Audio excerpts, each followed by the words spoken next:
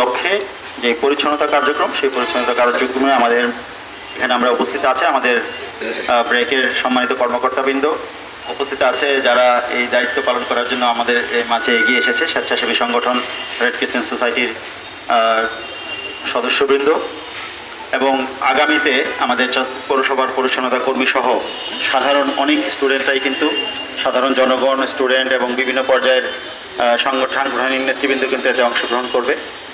এই যে কার্যক্রমটি গ্রহণ করার জন্য আমি ব্রেককে আমাদের চাঁদপুর পৌরসভার পক্ষ থেকে ধন্যবাদ এবং কৃতজ্ঞতা জানাই।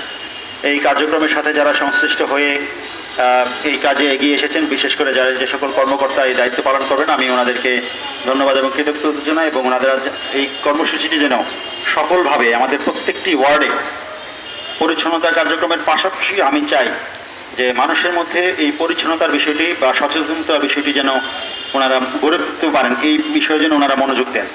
তো আমি এই কর্মসূচির সফলতা কামনা করছি। পাশাপাশি আরও যারা এলাকাবাসী আছেন, যারা সাধারণ জনগণ আছেন, তারাও এই কার্যক্রমে এগিয়ে আসবেন এই প্রত্যাশা রেখে এই কর্মসূচির শুভ উদ্বোধন ঘোষণা করছি। ধন্যবাদ সবাইকে।